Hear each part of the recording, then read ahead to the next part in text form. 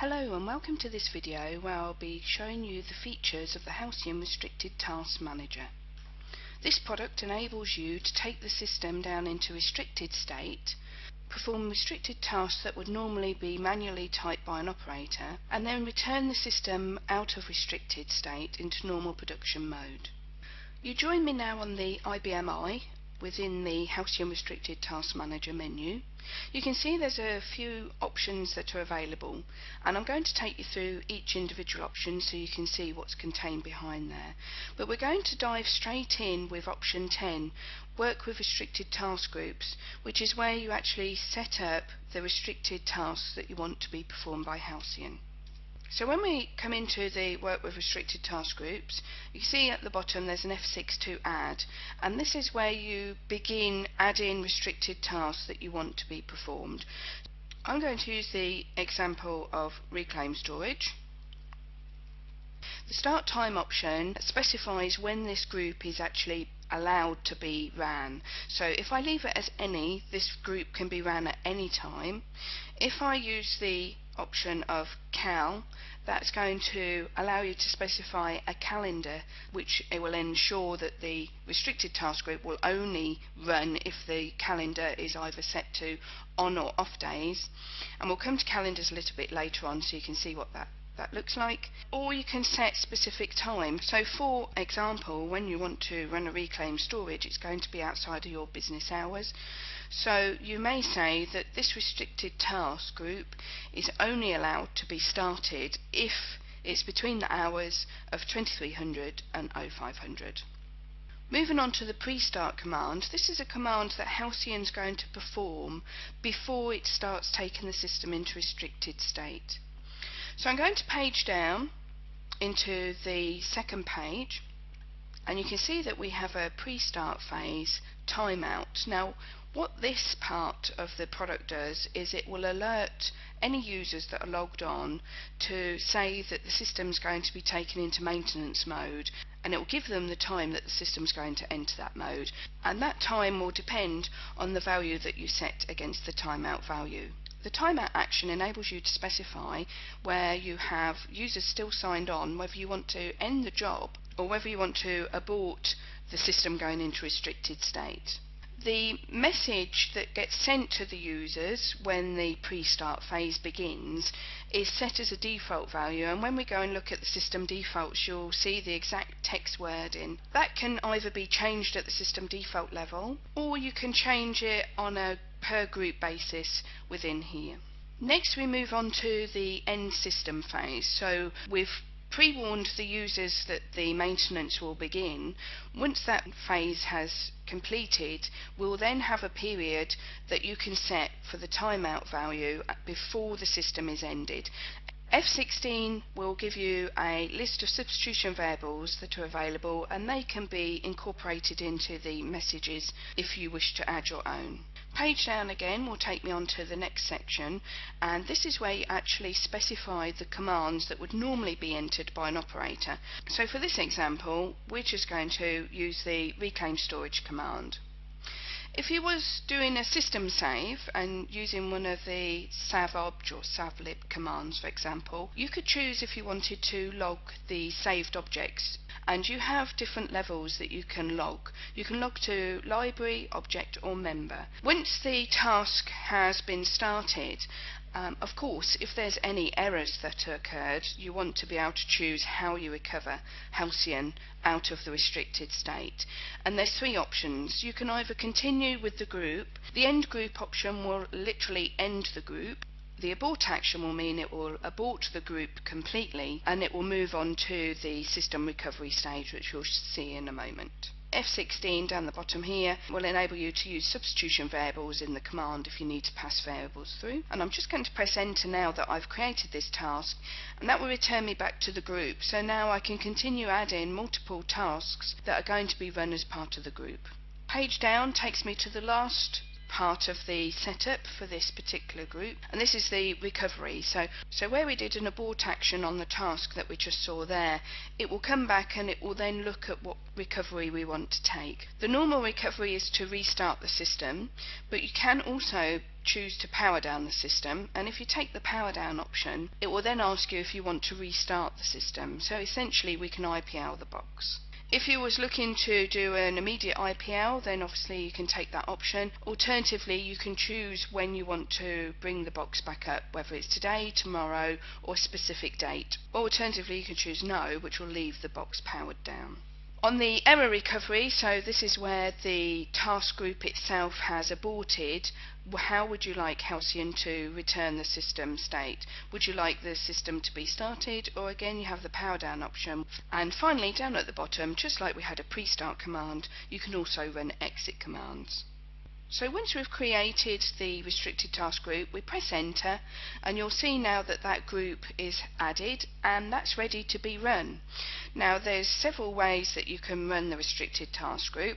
As I mentioned earlier, you can schedule it in the Halcyon Advanced Job Scheduler or the IBM Scheduler. There's an option 9 that you can run directly against the group from within this screen. If I F12 out, you'll see just down at the bottom there's this option 21, which will also enable you to run restricted task group. You need to specify the task group name, and then once you press enter, that task group can be run. Now, talking about running restricted task groups, you can't actually have a restricted task group run unless the console manager has been started on the system console. And what the console manager does is it sits and listens and waits for instructions to be sent from Halcyon Restricted Task Manager, and it will then process those tasks. It's the console manager on the system console that will enable you to send alerts directly to the enterprise console, to mobile phones via SMS or emails while the system is in restricted state. So what that enables you to do is have unattended restricted state tasks being run, but you're alerted every step of the way. The Restricted Task Manager isn't just for operators who want to run unattended restricted tasks. It may be that you have a 24/7 operation, but your console's located in the data center. It just removes the operator having to go into the data center or the server room and standing at the console and running the manual tasks from a command line. Halcyon can automate it. It can ensure that the tasks are run fluidly, and any issues that arise from the tasks are immediately sent out to your enterprise console or to your operator via SMS or email. You'll see option 11 enables you to view any display saved objects, and depending on which level you took on the actual task itself, library, object or member, is how far you can drill down. So let's take a look at the top options. So we'll start with display message log. This will show you all the messages that are related to the Halcyon product itself. Option 2, to work with alert log. Any alerts that are generated from the Halcyon restricted task groups as it's performed and ran, they'll be sent to this alert log here, and it's those alerts that we can pick up while the system's in restricted state, and we can send out to the enterprise console, to your mobile phones or via email. The display restricted task run log, all the restricted tasks that you run will be logged, and you'll be able to go in and you can see from within the options here, you can display the saved objects against each of the saved tasks that have been ran, or you can display the messages that are relevant to that specific task. Option 5, this enables us to specify which message IDs that are generated by Halcyon while the system's in restricted state you want to be sent to either the enterprise console, an email or SMS. What I'm going to do is press F6 against the restricted task entry, and I'm going to create a new rule group which is going to be assigned to the restricted task group that I've already created. So I'm just going to call that reclaim storage messages. Once that group's added, I'm going to press F11 and then navigate down to my new group and press F6, which will enable me to add a new rule. And this new rule is going to be a catch-all of all the messages. Paging down takes me to the selection criteria, and by default we choose to select all task groups and all messages, but for this example I'm just going to say I only want this particular rule to be valid for my Reclaim Storage Restricted Task Group. Because I've just installed the product, I want to catch all the messages to see what messages are actually sent while the system's in restricted state. I can always come back and be selective in the messages that I only want to see, but for now we're going to take all. So I'm pressing enter, and that's going to save the selection criteria, and then I just need to navigate down to the actions area within the rule and press F6, and this is where I'm going to specify what action I want Halcyon to perform. If I press F4 here, it will give me a whole range of actions, and I'm just going to go down and take the console alert action. So this is going to send all these message IDs that are raised by Halcyon to my console, and this is going to be the enterprise console. Once I've pressed enter, the action's then saved, and if I press enter again, that's the rule added. If I F12 now, that returns me back to the menu, and that's all now ready for me to run my restricted task group. Moving on to the system defaults. This first system default is set to a value of password, and what this means is from within the console manager you can run a command window, but it won't allow you to run the command window unless you enter the password of the user profile signed on. The second system default, again, it won't allow you to exit the Halcyon console manager unless you enter the password of the user signed on. And what these two system defaults ensure is that when the system console is signed on, perhaps with QSEC offer, operators can't just go in and access command lines by exiting out of Halcyon or using the F21 prompt. We talked earlier about the ending phase message and the pre-start phase message, and they can both be changed within the system defaults here. And this can be set to whatever's relevant for your environment, and substitution variables can also be used as well. There's various different options further down here, but one of them to note as well is the number of days to retain the entries in the run log. Now by default this is set to 90 days. It may be that you want to increase this and keep more detail on the restricted tasks that have been run, or it may be that you don't need to keep so long. Exiting back out to the main menu, option 7 enables you to work substitution variables. These are all the substitution variables that Halcyon have created and ship as part of the product. Hopefully there's everything that you could possibly want within there, but there is an F6 to add your own substitution variables if required.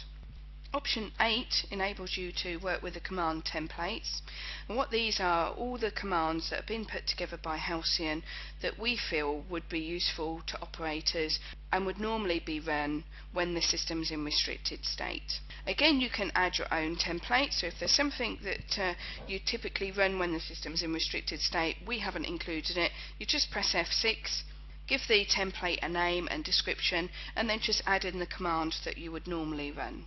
If I just page down, you'll see that there's a reports menu, and this will enable you to print the message log, alert log, the rules that you have configured, the system defaults, or print the actual restricted task groups itself.